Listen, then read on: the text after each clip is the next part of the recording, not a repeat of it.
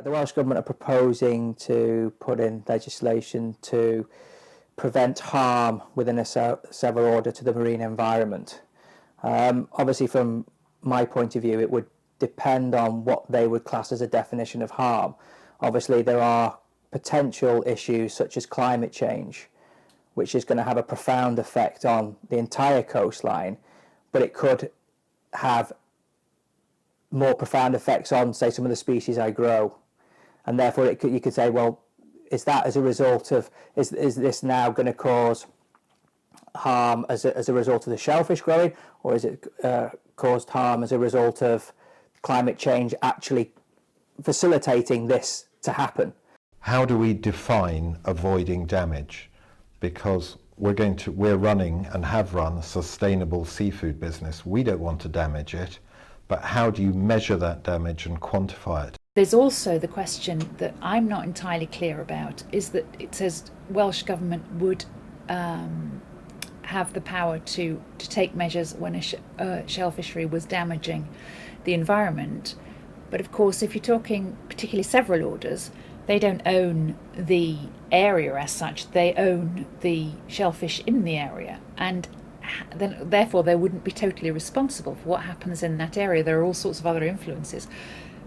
People can go in and do whatever, as long as those people aren't interfering with the shellfish themselves, then other people can do whatever in that particular area. So it would be a difficult one to see how the damage would be apportioned to whom. Would it be completely the responsibility of the shell fishery, yet they may not be the ones that cause the damage because there are other people doing whatever into that area? I don't think this proposed power is appropriate without a very, very clear definition of what damage is, because it doesn't want to be the subjective opinion of one visit from an officer of NRW who happens to notice a form hasn't been filled in correctly and defines that as potential damage. It really needs to be more clearly thought out. Should I be included in what would be constituted harm? I think I should. At the end of the day, I'm down on the beds. I would notice differences from one year to the next.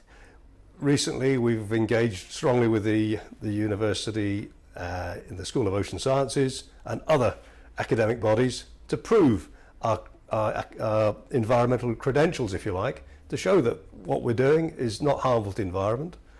As it's written at the moment, all powers are regarded to what we do to the environment in a negative aspect.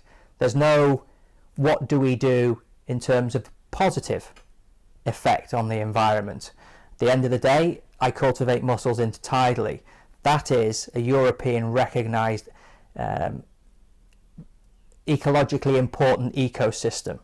It provides food not only for terrestrial animals but also marine animals, and so that should also carry some weight. The fact that we are carbon fixers. If you have a several and regulating order, you have a management plan that's approved anyway. So they shouldn't be shell fisheries that are causing damage to European marine sites, because that should be taken into account by the management plan. They should be working to the management plan, and so that the situation shouldn't arise.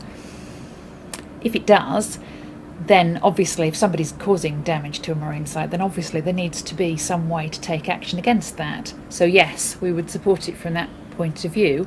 But again, it would have to be proportionate, it would have to be reasonable, it would have to be fair across the board to everybody. If administered fairly, they are what is required, but of course we would argue that we wouldn't cause damage to a marine site because we make our living out of it, and we have to make sure it's healthy and viable.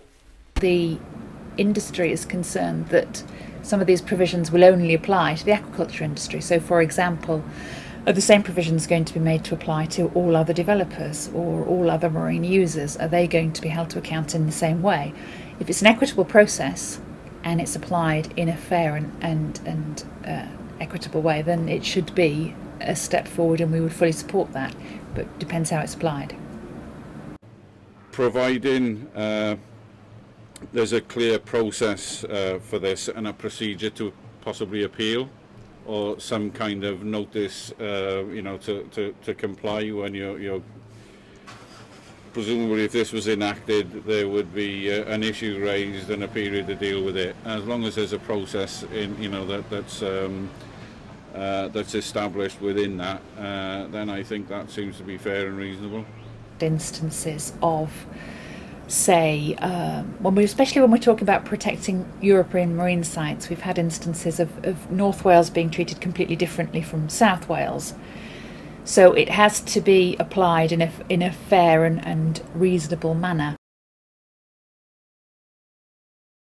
I think this is a major issue for shellfish operators, because we have to borrow money to invest in stock and infrastructure, and where we are with Allgymorth, we've had to borrow hundreds of thousands of pounds to develop and meet the Welsh Government's objectives and create the jobs and the sustainable enterprise. If we then say that the thing that the business depends on can be revoked at any time, that is a major, major issue for us and our banks who are lending money. It has to be something that has to be given serious consideration, and it would have to be truly defined as problematic before I think something like that would have to be enforced. It has to be looked at in a serious thing, and on a basis that it will cause long-term harm, not just a short-term blip, which would ultimately be settled out by nature. I think it's really, really difficult to see how we can move ahead if at any moment, if we inadvertently do something that NRW disagree with, it can be deemed as damage and we would lose the business. We have instances where it doesn't seem particularly fair, and we have instances where there is a fair balance struck. So I think it depends on probably not the legislation itself, but the guidance and how that is interpreted by the various agencies. I think there's a tendency sometimes for agencies to take guidance and be over precautionary with it, and that it needs to be very clear what the precautionary principle is and how far it needs to be taken. And if that is there, then yes, I don't think it'll be a problem. You don't want a sort of knee-jerk reaction to something happening and then suddenly going, oh, that's happened, right, we're taking everything off you.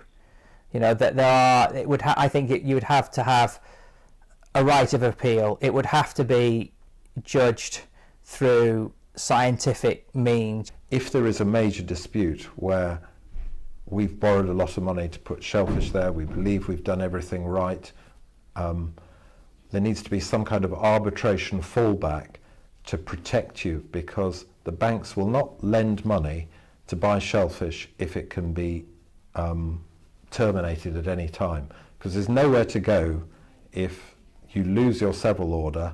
We've got no security, you can't take the mussels anywhere else, you are totally, your business just ends. There's some question about whether everybody who has rights under a several order would then have right of appeal.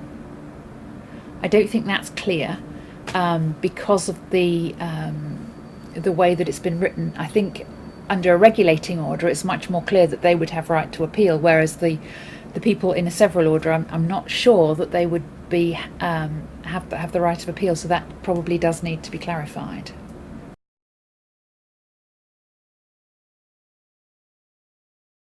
If the government wishes to achieve its ambition for doubling aquaculture production that's stated within its Marine and Fisheries Strategic Action Plan, then clearly we need to make sure that the process assists that development rather than becomes an obstacle to development.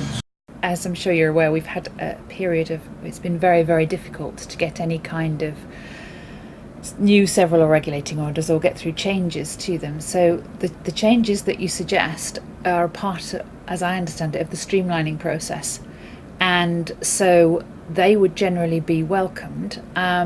the industry broadly is welcoming it and thinking that it will give them more security of tenure, and that can only be a good thing because that can only lead to expansion and more shellfish production in the long term. The key point from us as business operators is we've been trying to get a several order in place since 2008 when the last one lapsed.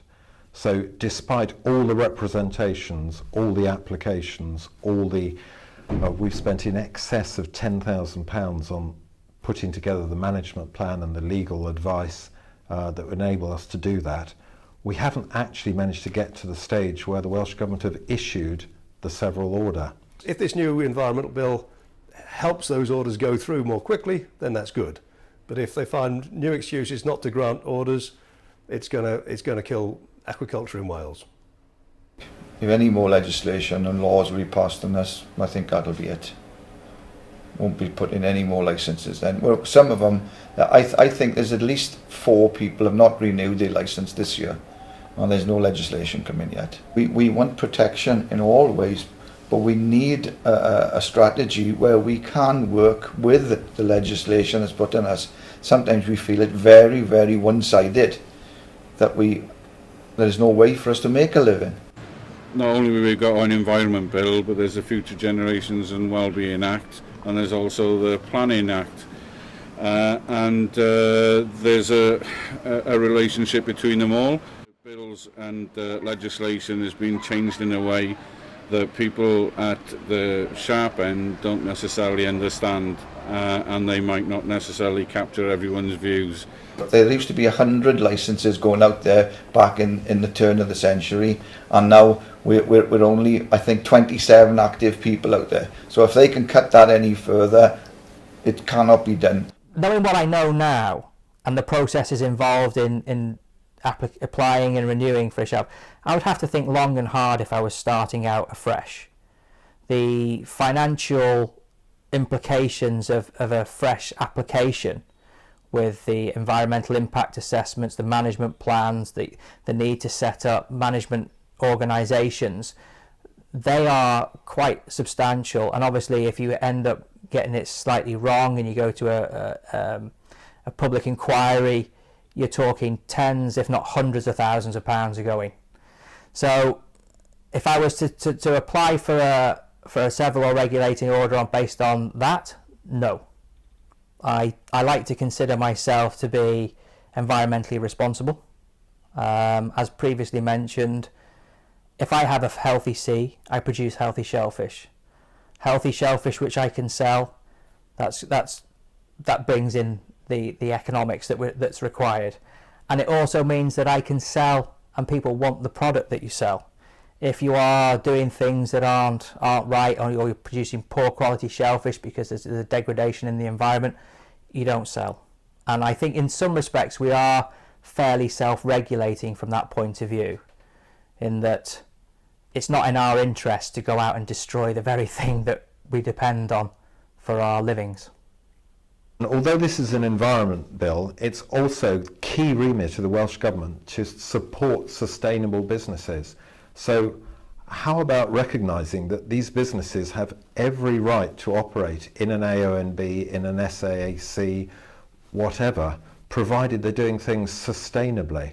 And if the protection of the environment is so great that we've got a disincentive to do anything, nothing's going to happen here. So that Area 7 has been dormant for the last 7 years because we can't get a several order. So the environment's been protected, but there's been no sustainable shellfish activity.